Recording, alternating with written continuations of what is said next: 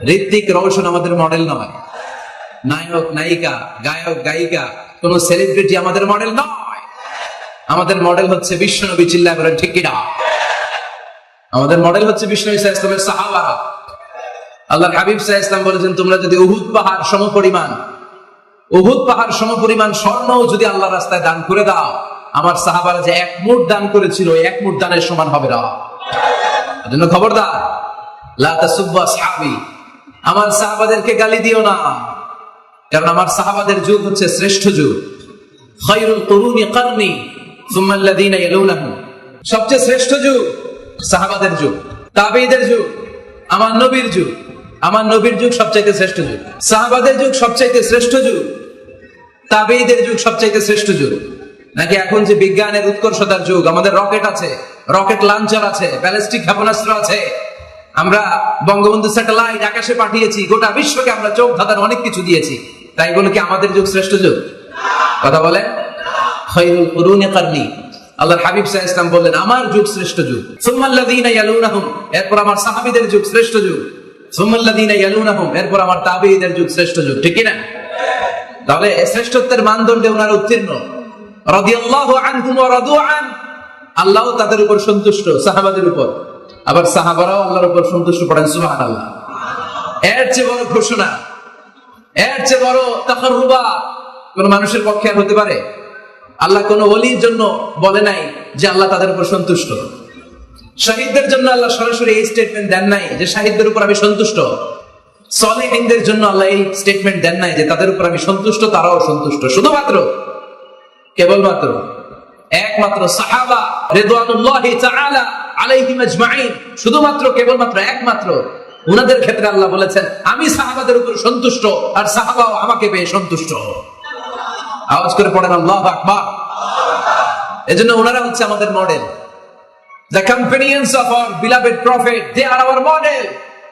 সাহাবারা আমাদের মডেল। আমরা যদি অনুকরণ করি, কাউকে ফলো করি, করব বিশ্ব নবীকে আর বিশ্ব নবীর সাহাবাদেরকে।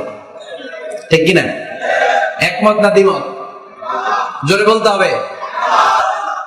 এজন্য রব্বুল আলামিন বলেন মুহাম্মাদুর রাসূলুল্লাহি ওয়াল্লাযীনা মা'আহু আশিদ্দাউ আলাল কুফফারি রুহামাউ বাইনাহুম। মুহাম্মদ সাল্লাল্লাহু আলাইহি ওয়াসাল্লাম হলেন আল্লাহর রাসূল। আরে আল্লাহর রাসূলের সাথে যারা থাকে মানে সাহাবারা, আশিদ্দাউ আলাল কুফফার, তারা কাফেরদের ব্যাপারে বজ্র কঠোর, রুহামাউ বাইনাহুম, নিজেরা পুষ্পকোমল। পড়েন সুবহানাল্লাহ। সাহাবারা কাফেরদের ব্যাপারে কি? বজ্র কঠোর। আওয়াজ করে বলতে হবে, কাফেরদের ব্যাপারে কি? বজ্র কঠোর, আর নিজেরা পুষ্পকোমল। আমরা হয়ে গেছি উল্টা, আমরা নিজেরা বজ্র কঠোর, তাই না? একজন আরেকজনের ছায়া দেখতে পারি না, একজন আরেকজনের নাম শুনতে পারি না। আমরা যে ভাই আমরা যে মুসলিম, এটা আমরা ভুলে গেছি। ঠিক কিনা? আমাদের কোরআন কয়টা? একটু আওয়াজ করে বলতে হবে, কোরআন কয়টা? আমাদের রব কয়জন? নবী কয়জন? কাবা কয়টা? বাইতুল্লাহ কয়টা? মসজিদে নববী কয়টা? বদরের মাঠ কয়টা? উহুদের মাঠ কয়টা? কিন্তু আমাদের মধ্যে ঠেলাঠেলি আছে না নাই? আমাদের প্রভু এক নবীর উম্মত, জীবন বিধানে ওই শিবানী কোরআন, তবে কেন এক নও হে মুসলমান, এক হও করিয়া আহ্বান। ঠিক কিনা? বাইতুল্লাহ এক, মদিনা শরীফ এক, উহুদ পাহাড় এক, বদরের মাঠে একটা তো জীবন আর মরণ যে একটাই, একে সাথে মিলে মিশে একটাই প্রাণ, তবে কেন এক নও হে মুসলমান, এক হও করিয়া আহ্বান। ঠিক না? এখন সময় এসেছে এক হওয়ার, এক প্ল্যাটফর্মে চলে আসা। আলাদা থাকার সময় নাই, কারণ যখন আমরা একা তখন আমরা ব্যক্তি। খেয়াল করে শুনেন, যখন আমরা একা তখন আমরা ব্যক্তি, আর যখন আমরা সবাই মিলি তখন আমরা শক্তি। ঠিক কিনা? কিন্তু আমরা একে অপরকে দেখতে পারি না। আমরা মুসলিম, আমরা ভাই ভাই, এটা আমরা ভুলে গেছি। শুধু আমি আপনি ভাই না, একজন কাফেরও আমার ভাই, একজন হিন্দু আমার ভাই, একজন খ্রিস্টানও আমার ভাই, একজন নাস্তিকও আমার ভাই। ভাতৃত্ব তিন ধরনের। একটা হচ্ছে আল-উখুয়া আন-নাসাবিয়্যা, রক্তের বাঁধনের ভাই। আমার মায়ের পেটের যে ভাই, সে হচ্ছে আমার রক্তের ভাই। আরেকটা হচ্ছে আল-উখুয়া দ্বীনিয়া, দ্বীনি ভাই। আমরা সবাই কি ভাই? আওয়াজ করে বলতে হবে মুসলমান, কি ভাই? দ্বীনি ভাই। আরেকটা হচ্ছে আল-উখুয়া আল-ইনসানিয়্যা, মানবতার দিক থেকে ভাই। কারণ আমাদের সবার আদি পিতা একজন, তিনি কে? আদম আলাইহিস সালাম। সবার আদি পিতা একজন আদম, আদি মাতা একজন হাওয়া। সেই দৃষ্টিকোণ থেকে হিন্দু, মুসলমান, বৌদ্ধ, খ্রিস্টান, নাস্তিক সবাই কি? আওয়াজ করে বলতে হবে সবাই কি? দেখেন, খ্রিস্টান আমার ভাই, হিন্দু আমার ভাই, নাস্তিক আমার ভাই, কিন্তু আমরা মুসলমান একে অপরকে ভালোবাসতে জানি না, কাছে টানতে জানি না, বুকে টানতে জানি না। এজন্য বিভেদ ভুলে যায়, বিভেদের প্রাচীরকে ভেঙে চুরমার করে দেয়। সবাই একসাথে হয়ে যায়, এক হয়ে যায়। বরকত নাজিল করবে কে? তো সাহাবাদের বৈশিষ্ট্য বলতে গিয়ে আল্লাহ তাআলা বললেন আশিদ্দাউ আলাল কুফার, সাহাবারা কাফেরদের ব্যাপারে বজ্র কঠোর। রুহামাউ বাইনাহুম, নিজেরা পুষ্প কোমল, দিল দরিয়া। আমরা হয়ে গেছি উল্টা, আমরা নিজেরা বজ্র কঠোর, তাই না? নিজেরা বজ্র কঠোর। আমরা নিজেরা যেন বজ্র কঠোর না হই, একে অপরের সাথে যেন হিংসা প্রকাশ না করি, বিদ্বেষ প্রকাশ না করি। আমরা যেন মুসলমান ভাই হয়ে যাই। চান ভাই হতে চান? সবাই ভাই থাকবো, সবাই চান? আল্লাহ তুমি কবুল করো, আমরা পড়ি আমিন। আরো জোরে পড়তে হবে আমিন। তাহলে আমাদের মডেল হচ্ছে সাহাবারা। কারা? আরো জোরে বলতে হবে, কারা? তো যারা আমাদের মডেল, তাদের জীবনী জানার দরকার আছে না নেই? হ্যাঁ, সাহাবাদের জীবনী আপনারা পড়েন। সাইয়েদনা আবু বকরের জীবনী পড়েছেন, ওমর ফারুকের জীবনী, সাইয়েদনা আলী রাদিয়াল্লাহু তাআলা আনহু, ওসমান রাদিয়াল্লাহু তাআলা আনহু। আজকের এই মাহফিলটা, আমার আলোচনার সার্থকতা ঘটবে তখন যখন সবাই মিলে আমরা এই সিদ্ধান্ত নিতে পারবো যে আমাদের মডেল বিশ্বনবী, আমরা বিশ্বনবীর জীবনী পড়বো। আমাদের মডেল সাহাবারা, আমরা সাহাবাদের জীবনী পড়বো, এবং তাদের জীবনী থেকে যে চেতনা, যে প্রেরণা, যে অনুপ্রেরণা আমরা পাই, সেটা আমাদের জীবনে কাজে লাগাবো। জোরে বলেন ঠিক কিনা? যারা সাহাবাদের জীবনী পড়ে, তারা কি কখনো মিথ্যা বলতে পারে? ঘুষ খেতে পারে? সুদ খেতে পারে? খাদ্যে ভেজাল দিতে পারে? মাছে ফরমালিন দিতে পারে? ওজনে কম দিতে পারে? ক্যাসিনোর ব্যবসা করতে পারে? পেঁয়াজের দাম বাড়াতে পারে? কোন মেয়েকে ধর্ষণ করতে পারে? এগুলো হবে দেশপ্রেমিক, এগুলো হবে আল্লাহওয়ালা। এজন্য প্রিয় ভাইরা, আসুন আমরা সাহাবাদের জীবনী পড়ি এবং ওনাদের জীবনী থেকে আমরা অনুপ্রেরণা নিয়ে অনুপ্রাণিত হই। আজকে আমরা সাইয়েদনা ওমর ফারুকের জীবনী থেকে কিছু শিক্ষা আমাদের নিজেদের জন্য নিয়ে আমরা বাড়িতে ফিরবো ইনশাআল্লাহ। অল্প কয়েকজন বলছে, আরো জোরে বলতে হবে ইনশাআল্লাহ। মাশাআল্লাহ। সাইয়েদনা ওমর ফারুক রাদিয়াল্লাহু তাআলা আনহুর জীবনী আমরা শুনবো। কার জীবনী? আওয়াজ করে বলতে হবে, কার জীবনী? আমি যত সময় কথা বলবো, প্রশ্ন করলে উত্তর দিতে হবে বাঘের বাচ্চার মতো। আমরা ওমর ফারুকের জীবনী শুনবো। কার জীবনী? ওমর ফারুকের জীবনী। আল্লাহ তাআলা তিনটা ইমানি ধাক্কা ওনার হৃদয়ে দিয়ে ওনাকে ইসলামের জন্য কবুল করে নিয়েছেন। কয়টা ধাক্কা? সবাই বলতে হবে, আর জোরে বলেন কয়টা? তিনটা। এক নাম্বার ধাক্কা হচ্ছে বিশ্বনবীর দোয়ার ধাক্কা। দোয়ার একটা ধাক্কা আছে না নাই? এটা বড় ধাক্কা। এটা ব্যালিস্টিক ক্ষেপণাস্ত্রের চেয়েও কড়া, মারাত্মক। মিসাইল হামলা করলে যেমনি লক্ষ্যবস্তু ভেদ করে, দোয়ার মতো দোয়া করলেও দোয়া যে লক্ষ্যবস্তুতে আঘাত হানে, ঠিক কিনা? বিশ্বনবী দোয়া করলেন, আল্লাহুম্মা আইজ্জাল ইসলাম বিহাব্বির রাজুলাইনি ইলাইক। আল্লাহ, এই মক্কার দুইজন লোকের একজনকে তুমি কালিমার সুশীতল ছায়াতলে এনে দাও। দুইজন লাগবে না, কয়জন লাগবে? জোরে বলেন, একজন। কারণ যুগ জামানা পাল্টে দিতে চাই না অনেকজন, এক মানুষই আনতে পারে জাতির জাগরণ। এক মানুষই বিপদকালে বাঁচায় কাফেলায়, ক্ষুদ্র ডিঙ্গি বাঁচায় জাহাজ অসীম দরিয়ায়। এজন্য জামানা পাল্টে দিতে লাগে কয়জন? এজন্য বিশ্বনবী আল্লাহর কাছে দোয়া করলেন, আল্লাহ মক্কার দুজনের একজন, দুজন চাই না, দুজনের যে কোনো একজনকে কালিমার সুশীতল ছায়াতলে এনে দাও। এক হলো ওমর ইবনুল খাত্তাব, হয়তো খাত্তাবের বেটা ওমরকে তুমি ইসলামের ভেতরে নিয়ে আসো। কিংবা আবি জাহাল ইবনে হিশাম, হিশামের বেটা আবু জাহেলকে তুমি মুসলমান বানায়া দাও। দুইজন চাইছেন নাকি একজন? হয় খাত্তাবের বেটা ওমর কিংবা হিশামের বেটা আবু জাহাল, দুজনের একজনকে আমার চাই। ওমরে ফারুকের জন্য দোয়াটা কবুল করে নিয়েছে কে? তাহাজ্জুদের নামাজ পড়ে বিশ্বনবী যখন দোয়া করলেন, এই দোয়া যে ওমরে ফারুকের হৃদয়ে একটা ধাক্কা মারল। সুবহানাল্লাহ পড়েন। দোয়ার ধাক্কা বড় ধাক্কা, ঠিক কিনা? প্রায় শুনবেন ক্যান্সার হয়েছে, ডাক্তার বলে দিছে বাঁচবে 2 মাস। কয় মাস? এরপর আমি দেখছি লোকটা 8 বছর বেঁচেছিল। কয় বছর? ডাক্তার বলছে বাঁচবে কয় মাস, বেঁচেছিল কয় বছর? 8 বছর। কিসের বরকতে? দোয়া। কিসের বরকতে? তাহলে দোয়ার একটা পাওয়ার আছে না নাই? একটা ধাক্কা আছে না নাই? বিশ্বনবী দোয়া করলেন, আল্লাহ হয় ওমরে ফারুককে আপনি এনে দেন, অথবা আবু জাহেলের মনটারে নরম করে দেন। ওমরে ফারুকের জন্য দোয়াটা কবুল করে নিল কে? এই দোয়ার একটা বরকত ওমরে ফারুকের হৃদয়ে ছুঁয়ে গেল। 1 নাম্বার ধাক্কা। ধাক্কা সব একবারে দেওয়া যায় না। ধাক্কা একবারে দেওয়া যায়? ডাক্তারের কাছে গেলে ডাইরেক্ট কি অ্যান্টিবায়োটিক মারে? কথা বলে? প্রথমে সামান্য ওষুধ দেয়, সিম্পল ডোজ, তারপরে ডোজ একটু বাড়ায়, ফাইনালি কাজ না হলে অ্যান্টিবায়োটিক মারে। কথা বলেন? প্রথম ধাক্কাটা গেল তিনি দোয়ার ধাক্কা। বিশ্বনবী দোয়া করলেন, ওই দোয়ায় ওমরে ফারুকের হৃদয়ে ছুঁয়ে গেল। এরপরে রব্বুল আলামিন ওমরে ফারুককে ধাক্কা মারলেন কোরআনের একটা সূরা দিয়ে। সূরাটার নাম হলো সূরাতুল হাক্কা। কি সূরা? কোন সূরা দিয়ে ধাক্কা দিছে? সূরা হাক্কা। সূরা হাক্কা দিয়ে দিছে, কথা কয় না। সূরা হাক্কা দিয়ে দিয়েছেন এক।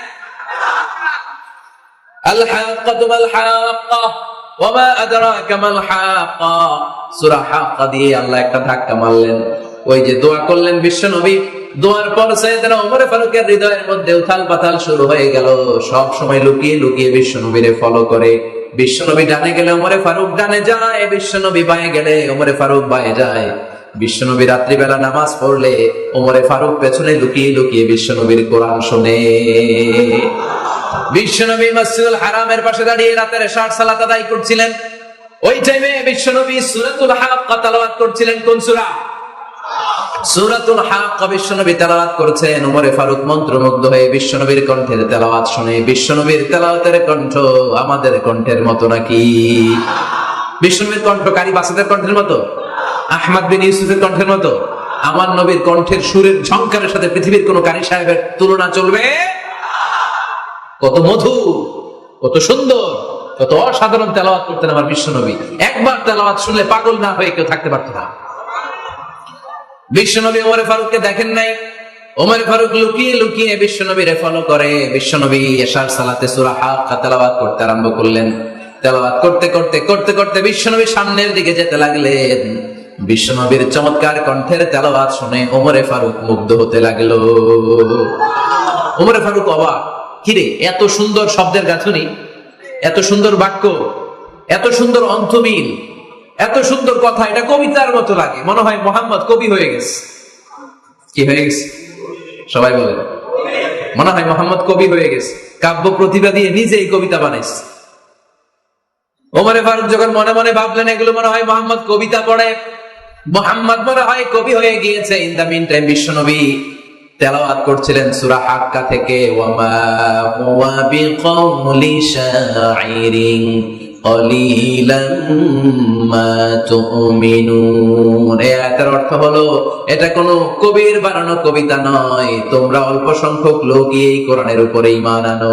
সুবহানাল্লাহ পড়ে। বিশ্বনবী ওমরে ফারুককে দেখছে নাকি? কথা কয় না। দেখেছে না? বিশ্বনবীর মতো তেলাওয়াত করে যাচ্ছে। ওমর ফারুক যখন মনে করলেন কি রে এই কথাগুলো এত সুন্দর, এটা মনে হয় কবিতা। ইন দ্য মিন টাইম বিশ্বনবী যে আয়াতটা তেলাওয়াত করছিলেন, কোইন্সিডেন্টলি দৈবাত মিলে গিয়েছে। ওই আয়াতের অর্থ ছিল এটা কোনো কবির বানানো কবিতা না, খুব অল্প সংখ্যকই তোমরা ঈমান আনো। এবার তো ওমর ফারুক আটকে উঠলেন। ঘটনা কি? আমি মনে মনে ভাবলাম মোহাম্মদ কবি, আর যেটা পড়তেছে এটা কবিতা, কিন্তু মোহাম্মদ আমার দেখেও নাই, কিন্তু বলতেছে এটা কবির বানানো কবিতা না। তাহলে মোহাম্মদ মনে হয় গণক হয়ে গেছে। কার মনে কি চলে না দেখেই বলতে পারে। নাউজুবিল্লাহ বলবেন না? ওমর ফারুক এবার মনে মনে ভাবে মোহাম্মদ তাহলে কবি না, আগেরটা ভুল ধারণা আমি করেছি। মোহাম্মদ কবি নয়, মোহাম্মদ হলো গণক। আওয়াজ করে পড়েন নাউযুবিল্লাহ।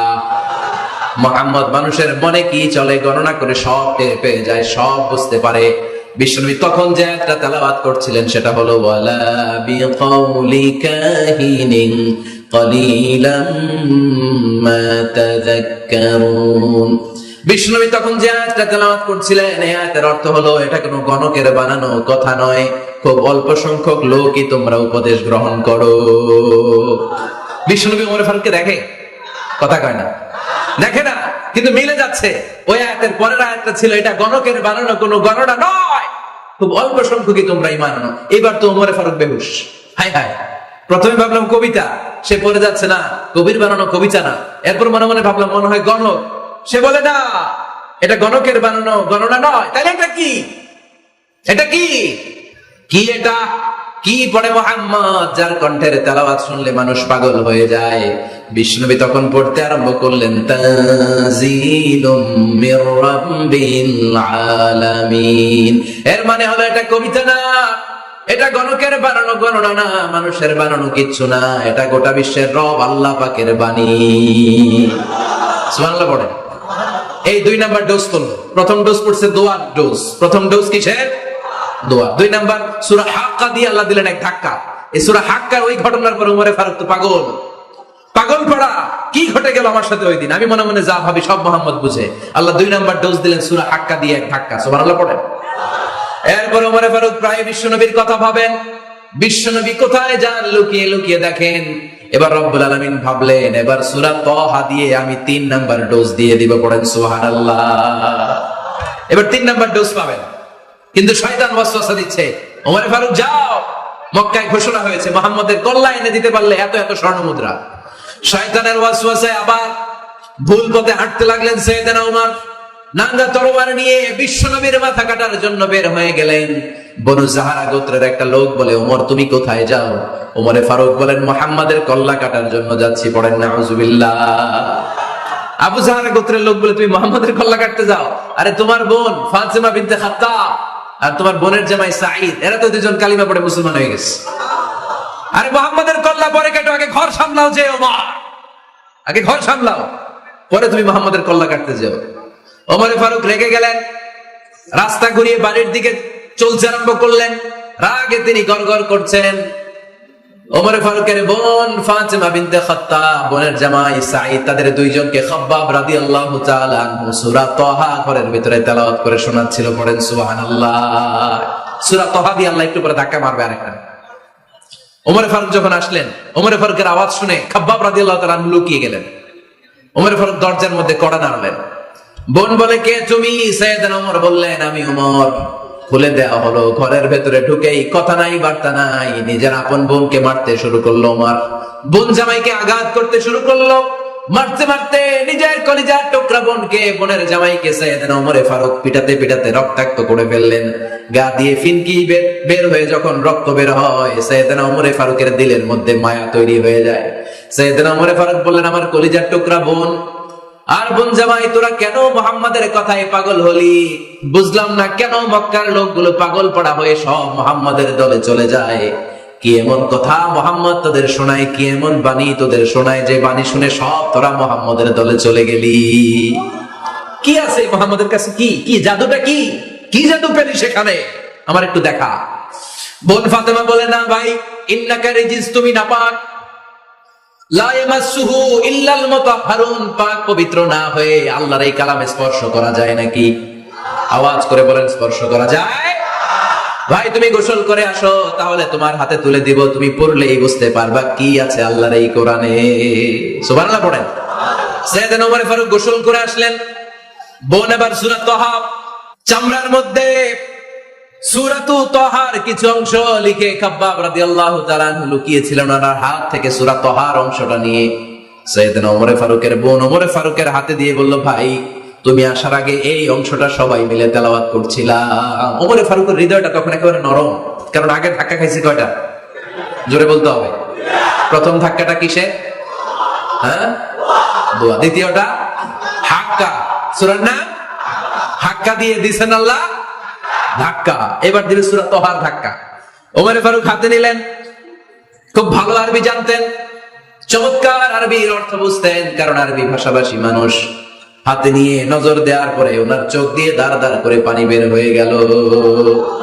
ওমরে ফারুক আয়াতগুলোর দিকে তাকিয়ে পড়তে আরম্ভ করলেন, তাহা মা আনজালনা আলাইকাল কুরআনা লিতাশকা ইল্লা তাযকিরাতান লিমান ইয়াখশা তানজিলাম মিম্মান খালাকাল আরদা ওয়াস সামাওয়াতিল উলা।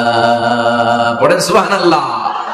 উনি পড়তে আরম্ভ করলেন, তাহা মা আনজালনা আলাইকাল কুরআনা লিতাশকা, এই কোরআনকে হতভাগা জাতি হিসেবে থাকার জন্য তোমাদের উপর নাজিল করি নাই।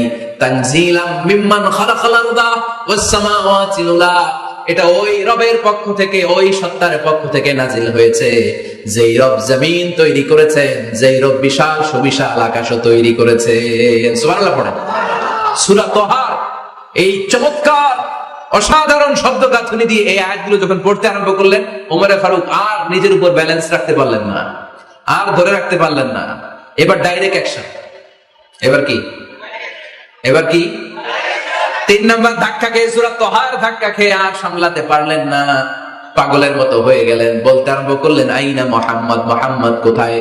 সাইয়েদনা খাব্বাব বললেন, বিশ্বনবী সাফা পাহাড়ের পাদদেশে দারুল আরকাম ইবনে আবিল আরকামের ঘরে বসে বসে লুকিয়ে লুকিয়ে কোরআনের দাওয়াত দিচ্ছে। ওমর, তুমি যদি মুহাম্মদ সাল্লাল্লাহু আলাইহি ওয়াসাল্লামের দেখা পেতে চাও, তাড়াতাড়ি দারুল আরকামের ঘরের দিকে ছুটে যাও। ওমরে ফারুক তলোয়ার নিয়ে ছুটলেন, পাগলের মতো ছুটলেন, আর ধৈর্য ধারণ করতে পারেন না।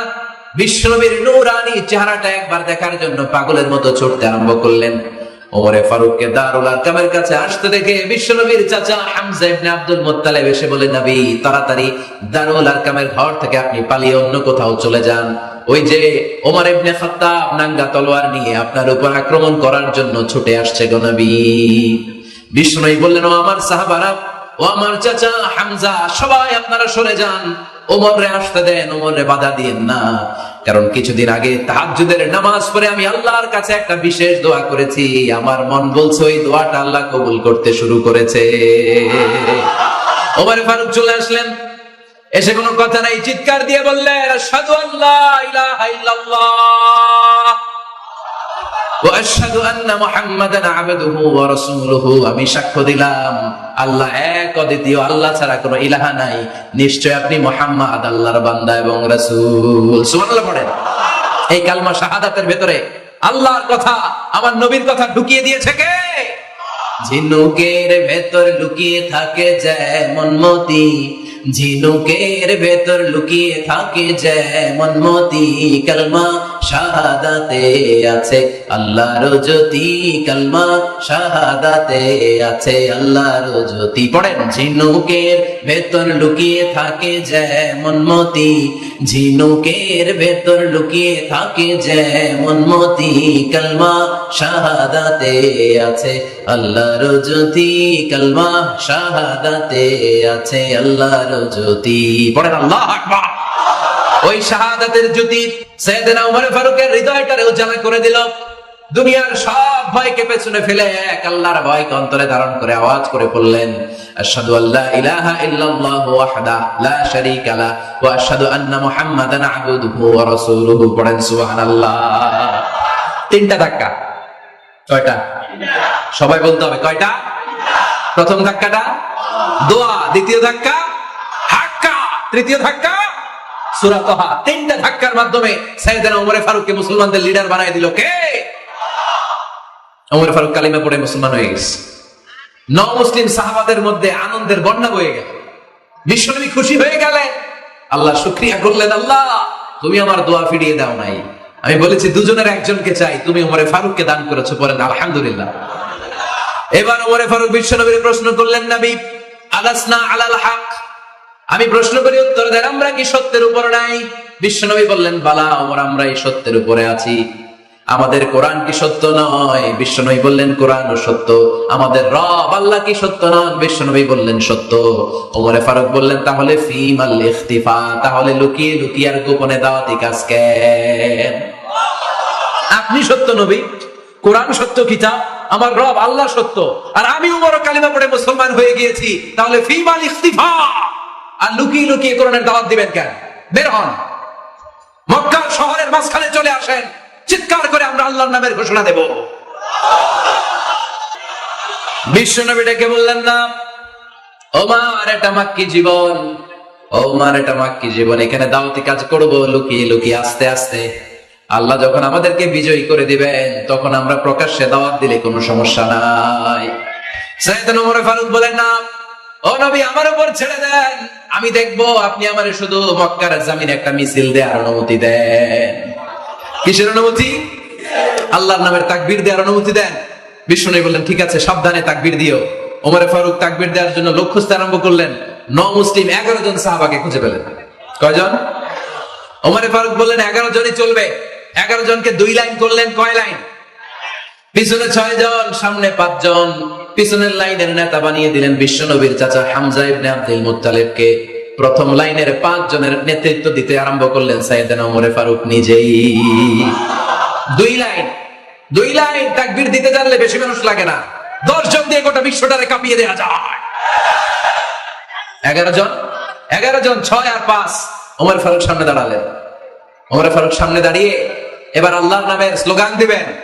ওমর ফারুক বলেন আমরা খুব লম্বা চূড়া স্লোগান দিব না, খুব ছোট্ট, দারুল আরকামের ঘর থেকে কাবা ঘর পর্যন্ত, বাইতুল্লাহ পর্যন্ত এতটুকু জায়গা আমরা তাকবীর দিতে দিতে সামনের দিকে এগোবো, পৃথিবীর কোনো শক্তি আমাদেরকে থামায় দিতে পারবে না। ওমর ফারুক তখন 1 বাক্যের একটা ভাষণ দিলেন। কয় বাক্যের? ওমর ফারুক সামনে দাঁড়িয়ে বললেন, মান আরাদা আন তাসকুলা উম্মু ইয়া জামা ওয়ালাদু তারমিলা যাওজাতুহু ফালিয়াসুদ্দানি। কে আছো? মান আরাদা আন তাসকুলা উম্মু, কে আছো মায়ের বুক খালি করতে চাও? ইয়া জামা ওয়ালাদু, কে আছো বাচ্চাগুলার সন্তানগুলার ইয়াতিম বানাতে চাও? তারমিলা যাওজাতুহু, কার এত বড় বুকের পাটা আছে দেখি, কে আছো স্ত্রীকে বিধবা বানাতে চাও? বুকের পাটা থাকলে আমি উমরের থামাও, যদি সাহস থাকে আমি উমরের মিছিল থামাও। ওমর ফারুক শুরু করলেন আল্লাহু আকবার, আল্লাহু আকবার, আল্লাহু আকবার। স্লোগান দিতে দিতে সাইয়েদনা ওমর ফারুক কাবার গিলাফ যে স্পর্শ করলেন, ওমর ফারুকের এই স্লোগান কেউ থামাতে পারে নাই। কিয়ামত পর্যন্ত এই আল্লাহর নামের স্লোগান কেউ থামাতে পারবে না। চিল্লায় বলো ঠিক কিনা?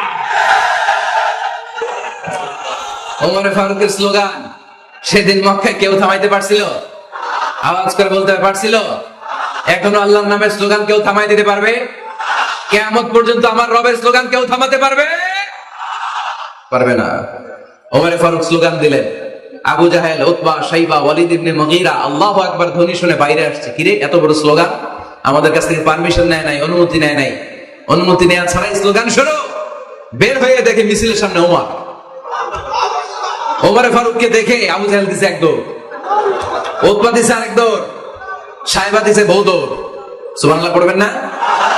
এজন্য ওমর বেশি লাগে না, ওমর লাগে 1 জন।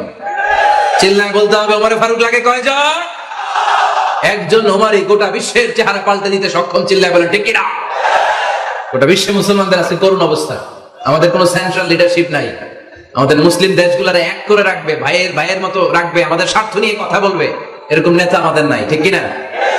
আমরা সেই ওমর ফারুকের অপেক্ষায়, আমরা সেই ইমাম আল মাহাদির অপেক্ষায়, যার একটা হুঙ্কারের আহ্বানে গোটা বিশ্বের সব মুসলমান এক প্ল্যাটফর্মে চলে আসবে। ওইরকম নেতা 1 জন লাগবে। কয়জন? গোটা মুসলিম উম্মাহকে একত্রিত করার জন্য 1 জন উমরই যথেষ্ট। ঠিক কিনা? আবার বিষ্ণু বলছেন লা নাবিয়্যা বা'দি ওয়ালা রাসূলা, আমার পরে কোনো নবী নাই, আমার পরে কোনো রাসূল নাই। তবে লাউ কানা বা'দি নাবিয়্যুন লাকানা উমর, আমি নবীর পরে যদি নবী হওয়ার যোগ্যতা কারো থাকে, আমার ওমরের মধ্যে সেই যোগ্যতা আল্লাহ দিয়েছে। প্রভু তুমি বলেছো রাসূল দেবে না, বলনি দেবে না ওমর, বলনি দেবে না হামজা তারিক, খালিদ বিজয় সমর। প্রভু তুমি বলেছো রাসূল দেবে না, বলনি দেবে না ওমর, বলনি দেবে না হামজা তারিক, খালিদ বিজয় সমর। প্রভু তুমি বলেছো রাসূল দেবে না। আল্লাহু আকবার। একটা ওমর দরকার। কয়জন দরকার? কয়জন দরকার? এই পুরা উম্মাহ, মুসলিম উম্মার মধ্যে ওনার পজিশন নাম্বার 3। ওমর ফারুকের পজিশন নাম্বার 1 নম্বর পজিশন বিশ্বনবীর সাল্লাল্লাহু আলাইহি ওয়াসাল্লাম। দ্বিতীয় পজিশন আবু বকর। 3 নম্বর পজিশন সুবহানাল্লাহ পড়বেন না? আশরাতুল মুবাশশিরিনা বিল জান্নাহ, জান্নাতের সুসংবাদ প্রাপ্ত অনেক সাহাবার কথা হাদিসে পাওয়া যায়, কিন্তু এক হাদিসে আল্লাহ রাসূল সাল্লাল্লাহু আলাইহি ওয়াসাল্লাম 10 জন সাহাবীর কথা বলেছেন। ওই 10 জনের ভেতরে সাইয়েদনা ওমর ফারুক আছে না নাই? আবার ওমর ফারুক ছিলেন বিশ্বনবীর শ্বশুর। সাইয়েদনা ওমর ফারুকের কন্যা হাফসা রাদিয়াল্লাহু তাআলা আনহাকে বিশ্বনবী বিয়ে করে ওমর ফারুকের জামাই হয়েছে, আর ওমর ফারুককে বিশ্বনবী শ্বশুর বানিয়েছে।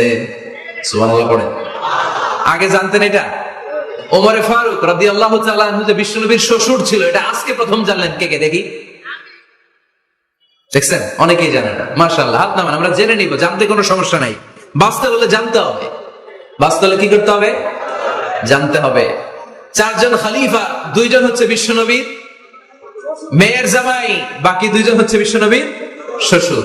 সাইয়েদনা উসমান রাদিয়াল্লাহু তাআলা আনহুর কাছে বিশ্বনবী সাল্লাল্লাহু আলাইহি ওয়াসাল্লাম 2 কন্যাকে বিয়ে দিয়েছেন। বিশ্বনবী সাল্লাল্লাহু আলাইহি ওয়াসাল্লাম মোট কন্যা 4 জন। কয়জন? বড় মেয়ের নাম যায়নাব রাদিয়াল্লাহু তাআলা আনহা, ওনার স্বামীর নাম ছিল আবুল আলাস ইবনে রাবিয়া।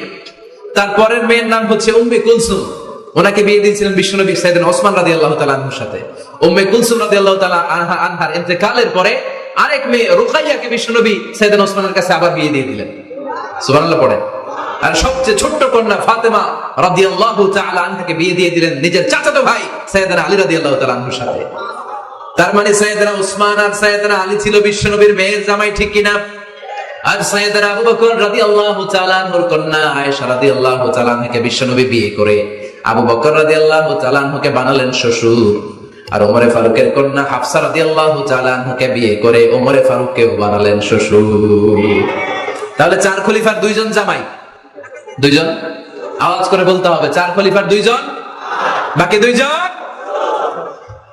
ওমর ফারুক রাদিয়াল্লাহু তাআলা আনহুকে আল্লাহ তাআলা জ্ঞানও দিয়েছেন, আবার প্রজ্ঞাও দিয়েছেন। জ্ঞান আর আল্লাহর ভয়, তাকওয়া। আমার প্রিয় ভাইরা, রামগঞ্জের ভাইরা, তাই না? রামগঞ্জের ভাইরা, কোন ব্যক্তিকে যদি আল্লাহ তাআলা জ্ঞান দেয়, আবার যদি তাকওয়ার গুণ দেয়, জ্ঞানও আছে আবার আল্লাহর ভয়ও আছে, এই লোকের কেউ থামায় রাখতে পারবে না। এরা কেউ থামায় রাখতে পারে না, সে গোটা বিশ্ব জয় করবে। সাইয়েদনা ওমর ফারুককে আল্লাহ তাআলা জ্ঞানও দিয়েছেন, আবার তাকওয়াও দিয়েছেন। সুবহানাল্লাহ পড়েন।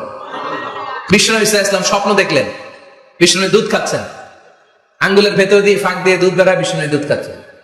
খেতে খেতে একটু দুধ আঙ্গুলে লেগে আছে, এই আঙ্গুলটা কারো মুখে না দিয়ে বিশ্বনবী সাল্লাল্লাহু আলাইহি ওয়াসাল্লাম ওমর ফারুকের মুখের ভিতরে ঢুকাই দিলেন। অতিরিক্ত দুধটা ওমর ফারুক খেলেন। সাহাবারা বললেন, মাযা ওয়ালতা বিহি ইয়া রাসূলুল্লাহ, হে আল্লাহর রাসূল, এই স্বপ্ন দিয়ে কি বুঝালেন? বুঝলাম না। বিশ্বনবী সাল্লাল্লাহু আলাইহি ওয়াসাল্লাম বললেন, আওয়ালতু বিহি আল ইলম, এটা দিয়ে আমি জ্ঞান বুঝিয়েছি, কারণ অতিরিক্ত দুধের অংশটা আমি কাউরে না দিয়ে ওমরকে দিয়েছি, তার মানে ওমরের জ্ঞানের কোনো তুলনা হয় না। এজন্য স্বপ্নে যদি কেউ দেখেন আপনি দুধ পান করছেন, এটা প্রমাণ করে আল্লাহ তাআলা আপনাকে দ্বীনের জ্ঞান দান করবে।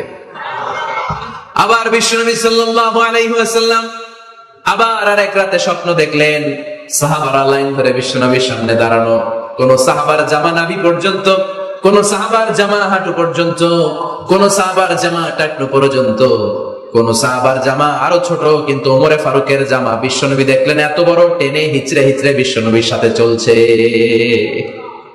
সুবহানাল্লাহ পড়বেন না? সাহাবারা বললেন, মা দাওয়ালতা বিহি ইয়া রাসূলুল্লাহ, হে আল্লাহর রাসূল, এটা দিয়ে আপনি কি বুঝাতে চাইলেন? বিশ্বনবী বললেন, আউয়ালতু বিহি আত-তাকওয়া, এটা দ্বারা আমি দিনদারি বোঝালাম, তাকওয়া বোঝালাম। সুবহানাল্লাহ পড়েন। বিশ্বনবী দেখলেন কোন সাহাবার জামা এতটুকু, কোন সাহাবার জামা এত লম্বা, কোন সাহাবার জামা পা পর্যন্ত লম্বা। আর সাইয়েদনা ওমর ফারুককে দেখলেন ওনার জামা এত লম্বা, ওমর ফারুক টেনে হিচড়ে জামা নিয়ে চলতেছে। বিশ্বনবী বুঝাতে চাইলেন, ওমরের যেহেতু জামা লম্বা, ওমরের ভেতরে আল্লাহর ভয়, দিনদারিও খুব বেশি। চিল্লায় বলেন ঠিক কিনা? জ্ঞানও দিয়েছেন, আবার দিনদারিও দিয়েছেন। এই 2টা জিনিস যদি থাকে, এই পৃথিবীতে তাকে সফল রাষ্ট্রনায়ক বানায় দেয় কে? আবার এই পৃথিবীর বুকে যত নারীরা জান্নাতে যাবে, সব নারীদের সর্দারিনী হবে সাইয়্যিদাতুনা ফাতিমা রাদিয়াল্লাহু তাআলা আনহা। এই দুনিয়াতে যত যুবকরা জান্নাতে যাবে, তাদের সর্দার হবে সাইয়েদনা হাসান আর হুসাইন রাদিয়াল্লাহু তাআলা আনহুমা। আর এই দুনিয়ার বুকে যত বয়স্ক মানুষেরা জান্নাতে ঢুকবে, তাদের নেতৃত্ব দিবেন সাইয়েদনা আবু বকর আর সাইয়েদনা ওমর। বয়স্ক যারা আছেন, আপনাদের নেতৃত্ব দিবে কে? হ্যাঁ, একজন কয় আল্লাহ। না, আল্লাহ তো তোমার জান্নাত দিবে, যে তোমার জান্নাতে নিয়ে যাবে কে? সাইয়েদনা আবু বকর, সাইয়েদনা ওমর। আর ইয়াং যারা তোমরা এসেছো, তোমরা যখন জান্নাতে ঢুকবে, তোমাদের লিডারশিপ নিবে কে? হাসানা হুসাইন রাদিয়াল্লাহু তাআলা আনহুমা। আর নারীরা যারা জান্নাতে প্রবেশ করবে, এই নারীদের নেতৃত্ব দিবে বিশ্বনবীর কলিজার টুকরা নয়নের পুতুলি সাইয়্যিদাতুনা ফাতিমা রাদিয়াল্লাহু তাআলা আনহা। সুবহানাল্লাহ পড়বেন না? Omar Farooq, the super hero of Muslim উম্মাহ। আমরা কাদেরকে সুপার হিরো বানায় রাখছি আমরা জানি না। এই নায়ক নায়িকা, গায়ক গায়িকা, মডেলরা, চোখ ধাঁধানো গ্ল্যামার নিয়ে যারা চলে, এরা আমাদের মডেল নয়। আমাদের মডেল সাইয়েদনা ওমর ফারুক। ঠিক কিনা? ঠিক কিনা? ওমর ফারুক মসজিদে নববীর খতিব, খুতবা দিচ্ছেন। আপনারা কথা শুনতেছেন? কষ্ট হচ্ছে? মনোযোগ আছে না গেছে? আছে? আচ্ছা, আর কয়েক মিনিট শুনবেন না? আচ্ছা, ওমর ফারুক রাদিয়াল্লাহু তাআলা আনহু জুমার খুতবা দিচ্ছেন। ওমর ফারুক জুমার খুতবা দিচ্ছেন। কিসের খুতবা? খুতবার মাঝখানে হঠাৎ চিৎকার মেরে বললেন, ইয়া সারিয়াত ইবনে জানিমিল জাবাল, ইয়া সারিয়াত ইবনে জানিমিল জাবাল, ইয়া সারিয়াত ইবনে জানিমিল জাবাল।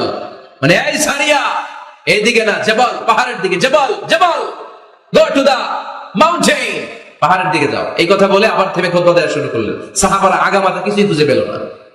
আগের কথার সাথে মিল নাই, পরের কথার সাথে মিল নাই। জুমার নামাজ শেষ, সাহাবারা বললেন, আমিরুল মুমিনিন, খলিফাতুল মুসলিমিন ওমর ফারুক জুমার খুতবা দেওয়ার সময় হঠাৎ চিৎকার মেরে বললেন, ইয়া সারিয়াত ইবনে জানিমিল জাবাল। আপনার এই বাক্যের সাথে আপনার খুতবার আগের কথার কোনো মিল পেলাম না, পরের কথারও কোনো মিল পেলাম না।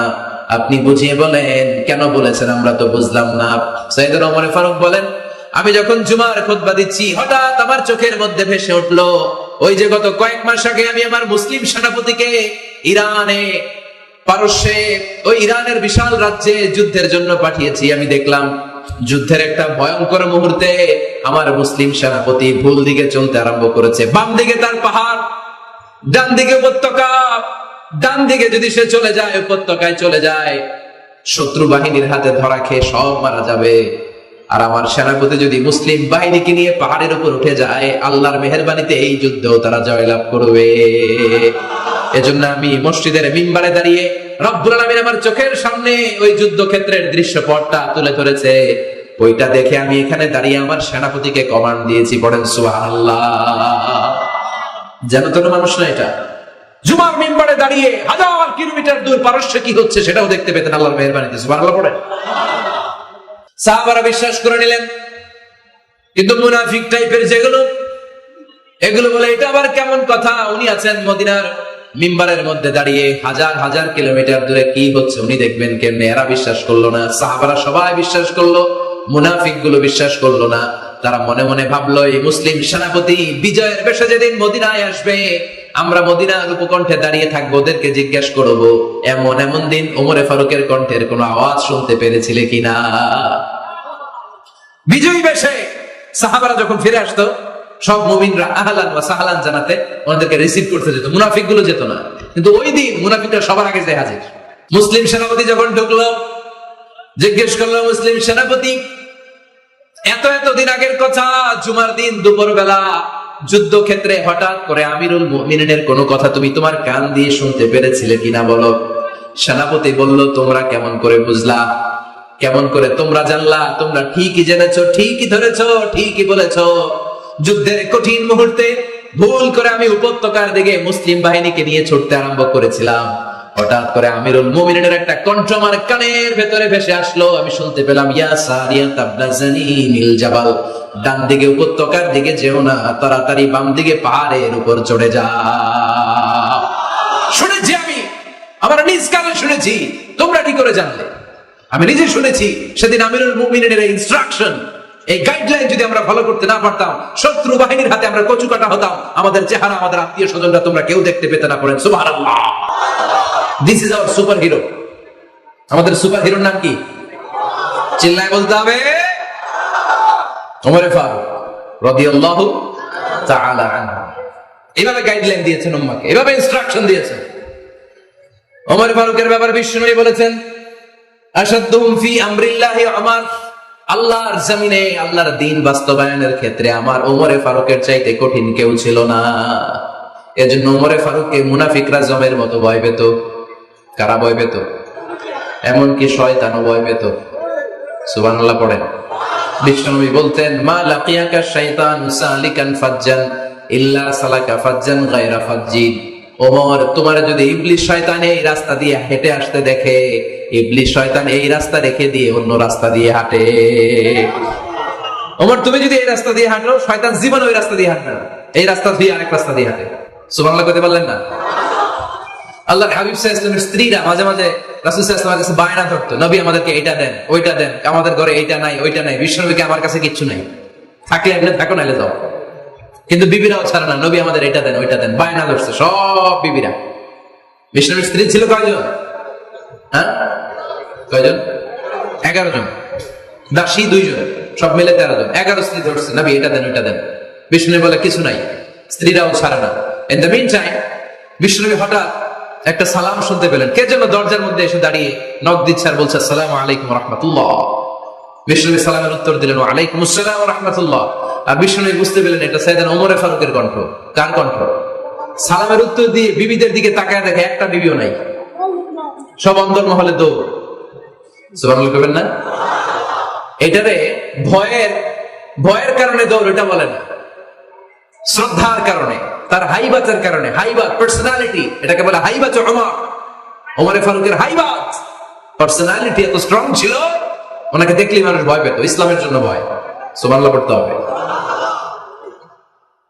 বিশ্বনবীর কলিজার টুকরা স্ত্রী আম্মা জান আয়েশা রাদিয়াল্লাহু তাআলা আনহা, উনি নিজে ওমর ফারুককে ভয় পেতেন, নিজেও ভয় পেতেন। মাঝে মাঝে বিশ্বনবীর সাথে ঝগড়া হয়ে গেলে, মধুর ঝগড়া, ভালোবাসার ঝগড়া যদি হয়ে যেত, বিশ্বনবী বলতেন, আয়েশা চলো মিটমাট করে ফেলি, ঝগড়া করে কয়দিন থাকো, চলো মিটমাট করি।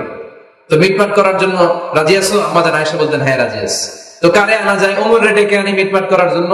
আয়েশা রাদিয়াল্লাহু তাআলা আনহা বলে, ওরে বাপ রে বাপ, ওমর না না, ওমর গালিজ, ওমরে ফারুকের ভয় লাগে আমার। সুবহানাল্লাহ কইবেন না? বিশ্বনবী যখন বলতেন, আয়েশা তাহলে তোমার আব্বুকে ডেকে আনি, আম্মা জান আয়েশা বলতেন, ঠিক আছে, আব্বুরে ডেকে নিয়ে আসেন।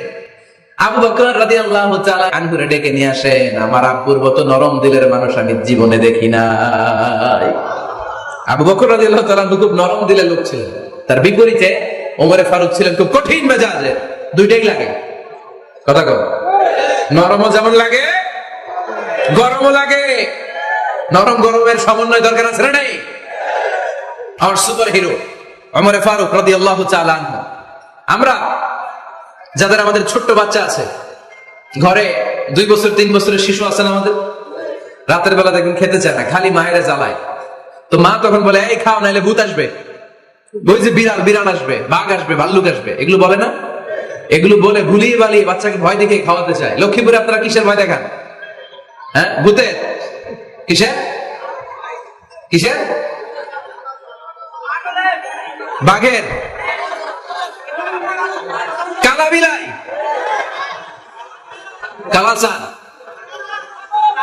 আচ্ছা, তো এই যে বাঘ আসবে, ভাল্লুক আসবে, এই তাড়াতাড়ি খাও, বাঘ আসবে। বাঘের কথা শুনলে বাচ্চারা খেয়ে ফেলে, ভয়ে, এই ভূত আসলো, ভূত, তাড়াতাড়ি খা, না খাইলে ভূতে ধরবে, তো খা, সাথে সাথে খায়।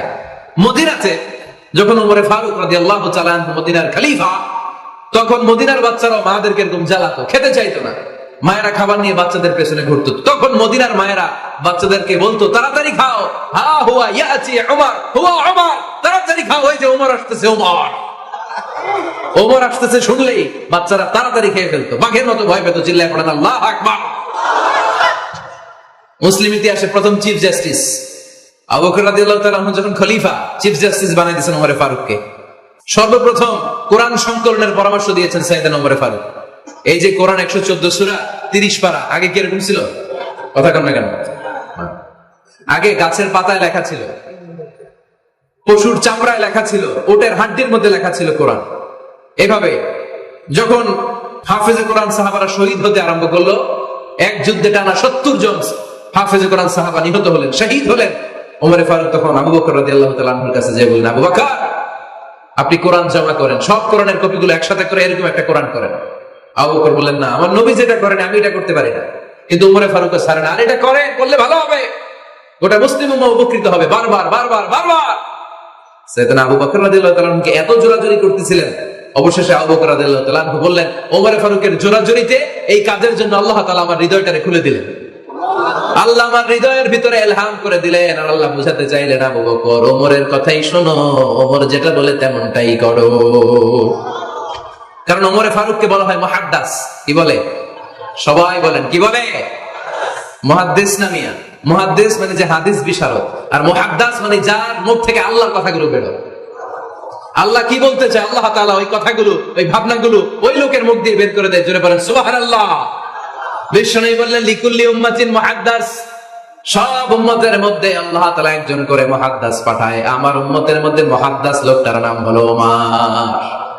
বিভিন্ন সময়ে ওমর ফারুক যেমনটা ভাবতেন ঠিক তেমন তেমন কোরআনের আয়াত পাঠিয়েছে কে? মদিনার সবচেয়ে বড় মুনাফিকের নাম হচ্ছে আব্দুল্লাহ ইবনে উবাই ইবনে সালুল। নাম শুনছেন? মুনাফিক চিনেন তো আপনারা? ভিতরে এক বাইরে আরেক, তার নাম সর্দার হচ্ছে আব্দুল্লাহ ইবনে উবাই ইবনে সালুল। ইন্তেকালের পরে তার ছেলে আব্দুল্লাহ এসে বলে, ইয়া রাসূলুল্লাহ, এটা চমৎকার ঘটনা, মনোযোগ দিয়ে শুনেন। ইয়া রাসূলুল্লাহ, আমার আব্বা আব্দুল্লাহ ইবনে উবাই ইবনে সালুল মুনাফিকদের লিডার, আপনিও জানেন আমিও জানি, কিন্তু আমার তো বাবা, আমার কি, আমার তো মায়া লাগে। ইয়া রাসূলুল্লাহ, আমার আব্বা ইন্তেকাল করেছে, আপনার গায়ের একটা জামা খুলে দেন। কি খুলে দেন? এই জামাটা দিয়ে আমার বাবার দাফন দেব, আর আপনি যে আমার বাবার জানাজার নামাজের ইমামতি করবেন, আসেন। ওমর ফারুক বললেন, না, আপনি যাবেন না। বিশ্বনবী দয়ার নবী, মায়ার নবী, রহমতের নবী, মায়া লেগে গেছে। আব্দুল্লাহ চোখের পানি দেখে যেতে আরম্ভ করলেন। ওমর ফারুক বললেন, খবরদার, নবী যাবেন না। বিশ্বনবী যাওয়ার জন্য রওনা হলেন। ওমর ফারুক বিশ্বনবীর জুব্বা টেনে ধরলেন। সুবহানাল্লাহ। কোন আমাদের দেশে কি বলতাম আমরা, বেয়াদবি করছে না? না, সম্পর্কটা এমন ছিল। ওমর ফারুক জুব্বা টেনে ধরেছেন। যখন আল্লাহ আয়াত নাযিল করলেন, ইস্তাগফির লাহুম আও লা তাস্তাগফির লাহুম ওয়া ইন তাস্তাগফির লাহুম 70 মাররাতান ফালাই ইয়াগফিরুল্লাহু লাহুম। বিশ্বনবী ওমর ফারুককে সরিয়ে দিয়ে জুব্বাটা হেঁচকা টান মেরে জানাজার নামাজের ইমামতি করে আসলেন। আসার সাথে সাথে ওমর ফারুকের পক্ষে আল্লাহ আয়াত নাযিল করলেন, নবী, ইস্তাগফির লাহুম আও লা তাস্তাগফির লাহুম, আপনি মুনাফিক সর্দারের জন্য ক্ষমা চান কিংবা না চান, জুব্বা দেন কিংবা কাঁদেন, যাই করেন না কেন, 70 বার যদি এই মুনাফিক সর্দারের জন্য আপনি ক্ষমা চান, আমি আল্লাহ আপনার এই দোয়া কবুল করব না।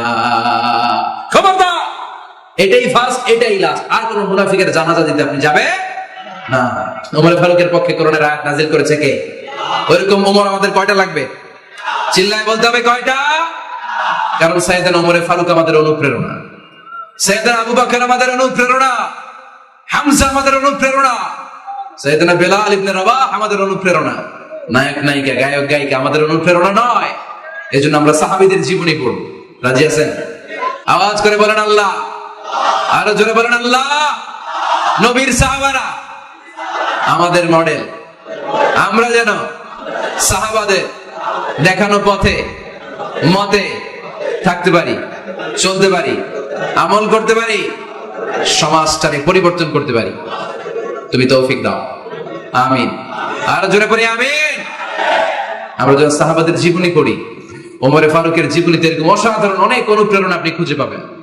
সাইয়েদনা আবু বকরের জীবনী থেকে অনেক অনুপ্রেরণা আপনি খুঁজে পাবেন। এগুলো আপনার ঈমানকে চাঙ্গা করবে, আল্লাহর পথে অটুট থাকতে আপনাকে সহায়তা করবে। রাজি আছেন?